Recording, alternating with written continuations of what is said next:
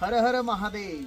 तर मित्रांनो, आज आपण अतिशय रहस्यमय अशा साताऱ्यातील पाटेश्वर या मंदिराला भेट देण्यासाठी आलेलो आहोत। तर मित्रांनो, हे मंदिर साताऱ्यामधील देगाव या गावामध्ये एका डोंगरावर वसलेलं आहे। मित्रांनो, या मंदिराची विशेषता म्हणजे या एकाच मंदिरामध्ये तुम्हाला हजारो शिवलिंग पाहायला मिळतात। आणि मित्रांनो, या सर्व शिवलिंगांची विशेषता म्हणजे एकाच डोंगरामध्ये कोरीव काम करून हे सर्व शिवलिंग बनवलेले आहेत। असे म्हटले जाते की येथे प्राचीन शिल्पशाळा होती, म्हणजे येथे शिल्पकला शिकवली जायची। आता मित्रांनो, आपण या कोरीव पायऱ्या चढून मुख्य मंदिराकडे प्रस्थान करत आहोत। मंदिर परिसर हा अतिशय निसर्गरम्य आहे। या ठिकाणी 2 दीपमाळ असून पुढे मुख्य मंदिर आहे।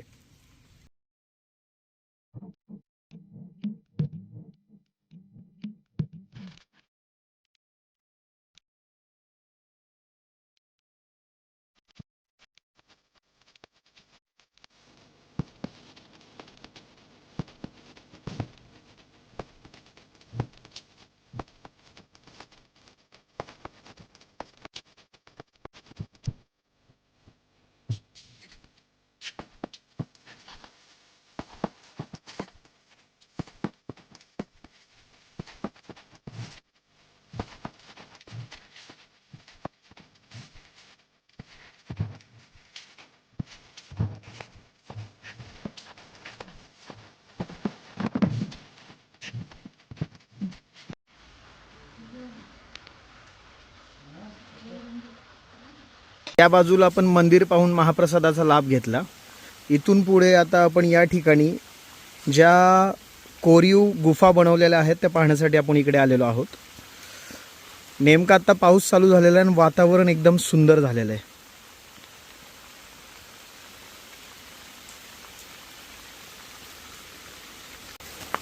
या ठिकाणी मित्रांनो, या गुफेमध्ये संपूर्ण पाणी भरलेलं आहे आणि गुफेमध्ये सुंदर अशी कोरीव अशी शिवपिंड आहे। याचा आकार साधारणतः 4.5 ते 5 फूट एवढा आहे। मित्रांनो, अजून आपण पुढे आल्यानंतर या मंदिरामध्ये विष्णू भगवानची मूर्ती आणि एकाच मंदिरामध्ये 1000 शिवलिंग आहेत, जे आता आपण पाहणार आहोत। मंदिरामध्ये प्रवेश करताना सुंदर अशी एक नंदीची मूर्ती आहे। तिथून पुढे आपण मंदिराच्या मुख्य गाभाऱ्यामध्ये प्रवेश करतो। मंदिराच्या आतमध्ये अतिशय सुंदर अशी शिवपिंड आहे आणि त्याच पिंडीवर छोट्या छोट्या अशा 1000 शिवपिंडी आहेत। ही संपूर्ण पिंड एका दगडामध्ये कोरलेली आहे।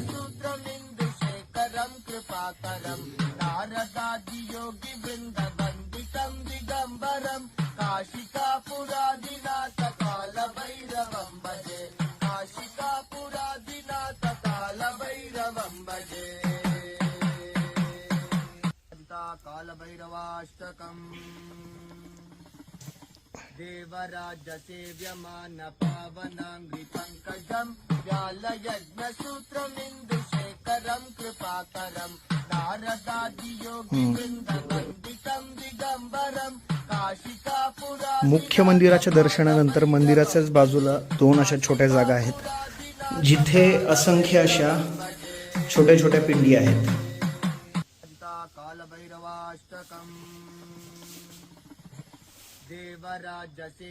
विशेष आकर्षण म्हणजे मंदिराच्या बाजूला असलेली ही छोटी पिंड।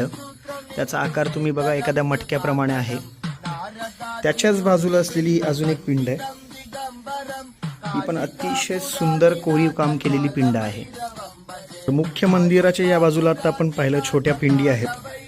या बाजूला 2 वेगवेगळ्या प्रकारच्या पिंड आहेत आणि या बाजूला एक मोठी गुफा आहे।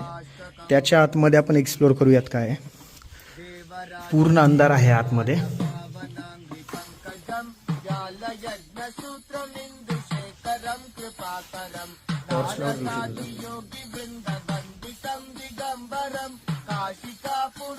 आतमध्ये या ठिकाणी पण छोट्या 3 पिंडी आहेत।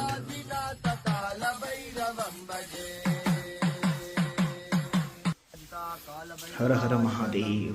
या ठिकाणी पण पाहू शकता अतिशय सुंदर अशा 2 पिंड आहेत। ही अशी पूर्ण गुफा आहे. या ठिकाणी असं मध्ये पार्टिशन आहे. त्याच्याच बाजूला इथे एक सुंदर शिवलिंग आहे आणि पुढे पण एक आहे. या मंदिराचे आणखी एक वैशिष्ट्य म्हणजे या ठिकाणी असलेली मनुष्य आणि नंदीची एकत्रित मूर्ती.